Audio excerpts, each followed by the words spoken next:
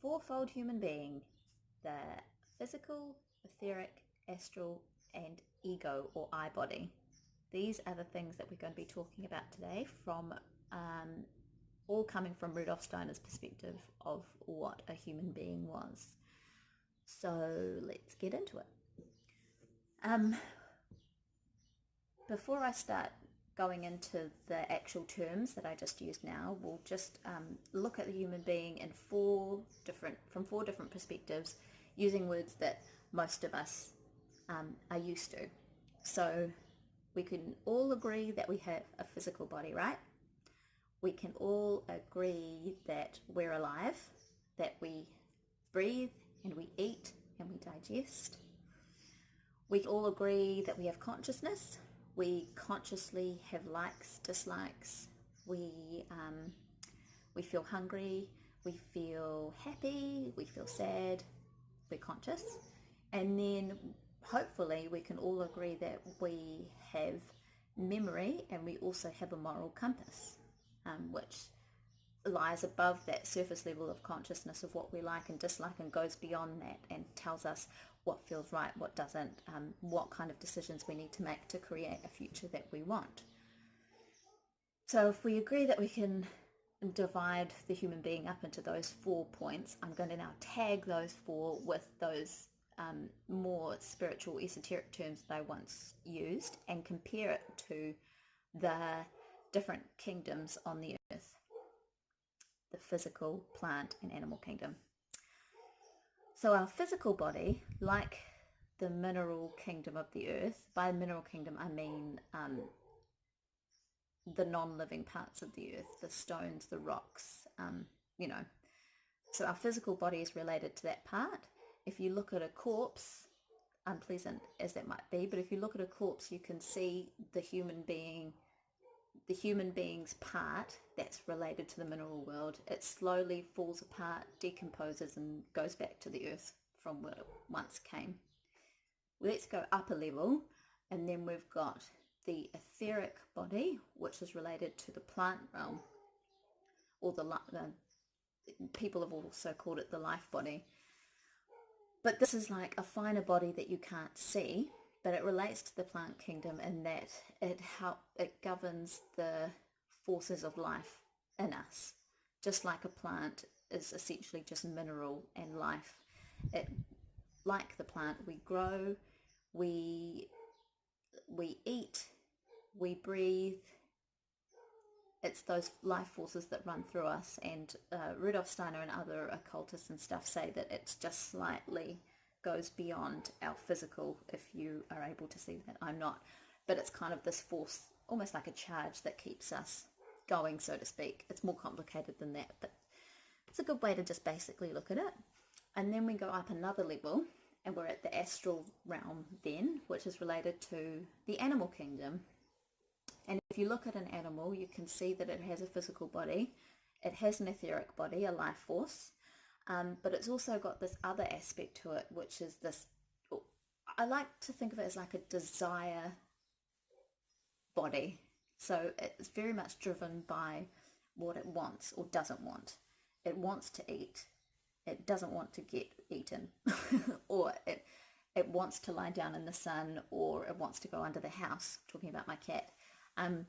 It has no thought process above that. Even when it sees humans that it's developed a relationship with, it's not like, oh, that's Amanda, she's really great, that one time she gave me a pat and it was so nice and I think I'm going to go up to her and give her a little cuddle because I really love her. It's not really like that. They do form attachments and bonds, but it's very much just driven by this lower base.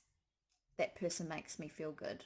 I might get scratched by them in a nice way, so I'll go and hang out with them. A little bit complicated, but I'll leave that there. So it's just this animal desire around where you're driven by what you want or don't want, basically. And then we go up above that, and then above that we have the human being, which has this 4th body. So we've got our physical, our etheric, our astral, and then we have our ego or our I. And the ego is not to be confused with the Freudian psychological version of the ego. It's a slightly higher concept than that. Not higher as in better, but higher as in, anyway, you'll see. So this is more where our moral life and our intuitive thinking and all that kind of stuff lives. You could say that it's connected to spirit or source or God. It's the part of us that is eternal, I would say. If you believe in reincarnation, it's the part of us that has been through many lifetimes and carries a wisdom body almost. But to get less esoteric, it's just really that bigger part that controls the desire and the will, which then controls what our physical body does. So because I've just had cake, I'm just going to use cake as an example. There's more cake on the shelf, and my physical body likes, and my astral body really enjoyed eating cake, and I'm actually starting to get hungry again, and I could go and eat that cake because it's the yummiest thing in the house at the moment. But my ego, my higher body, is telling me, no, remember when you ate that cake just before, it was delicious, but it made you feel a little bit sick. And actually, if you do eat it again, you're not getting the nutrition that your body needs. You need to go and have some vegetables or a salad, which is a really good point. I really need to have a little salad. But anyway, can you see how that is like all those bodies relating to each other, but the higher ego part is kind of like the driving force, and the rest of it is kind of how we feel and navigate our way through this human experience we have in these incarnations or these just life bodies that we have.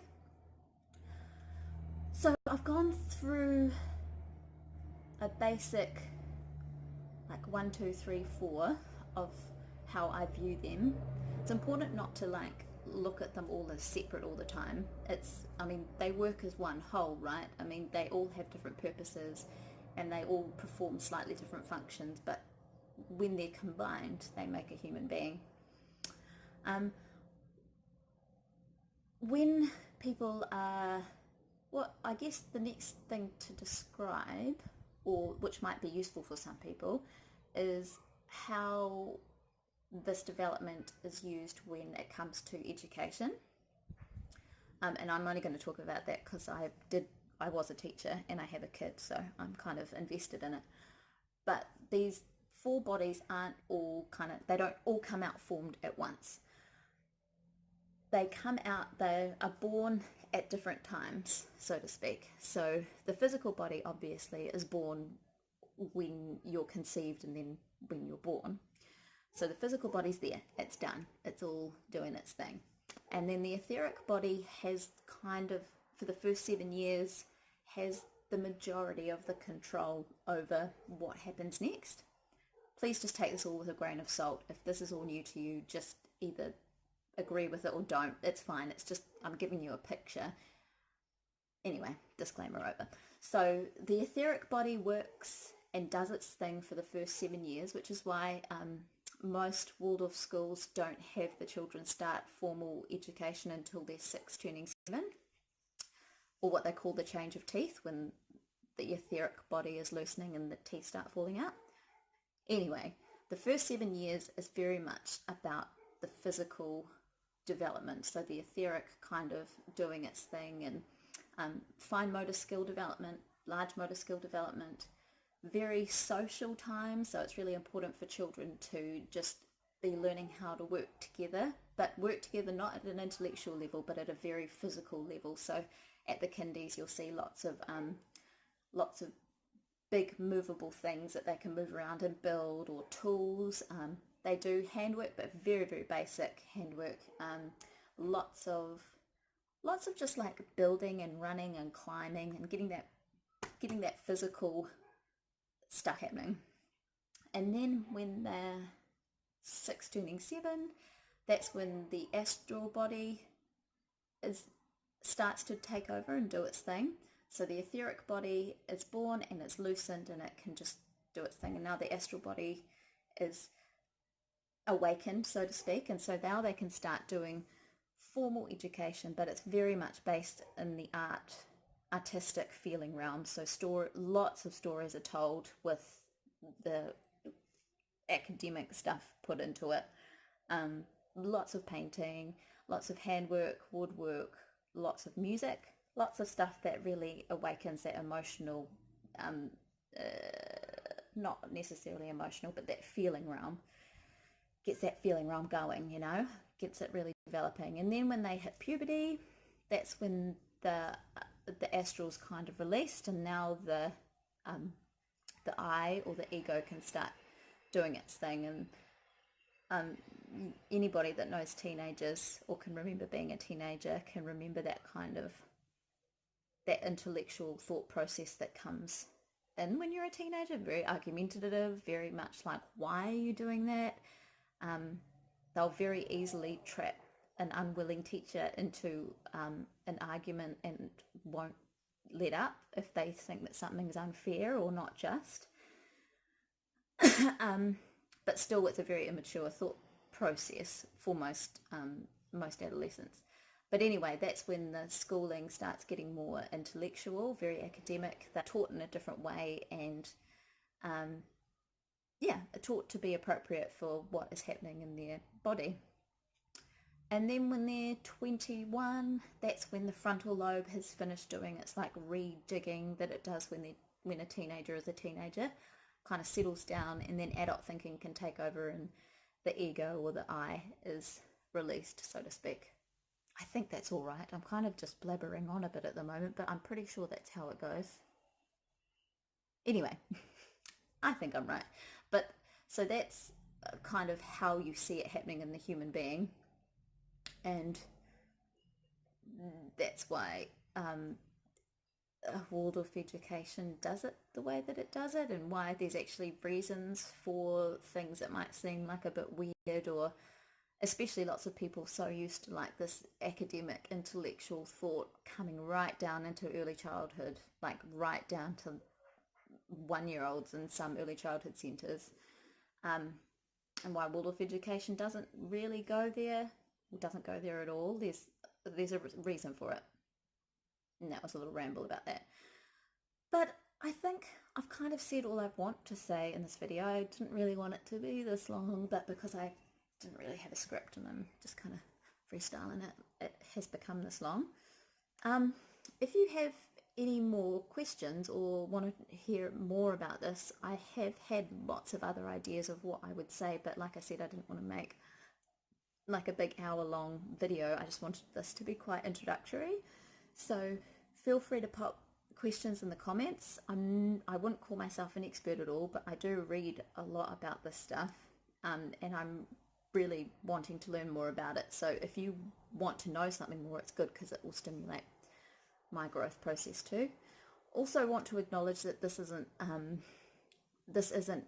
specific just to anthroposophy. There are lots of other, I don't claim to know what paths they are, but I do know that I've heard of other spiritual paths that do think of the human being in this way, and then there are lots of people who think of the human being in a completely different way, and I'm the first to say that although this all resonates with me, I'm so open to hearing what other people think and believe and know. So although, like I say, this is kind of the way I look at the human being, I'd love to hear if you look at the human being in another way, or if it's slightly different. Now I'm just waffling, so I just want to say thank you for watching. I really appreciate it. Please share this around. I'd love for more people to get a better understanding of what these 4 bodies are, because I think it's really cool and interesting. I've got some podcasts lined up this year with some really interesting people, so subscribe to this channel because I put my podcasts up on here, or you can find me on the Mystic Discoveries on iTunes or Podbean. I'll also be doing some more videos just on esoteric stuff, parenting, and more handwork tutorials as well.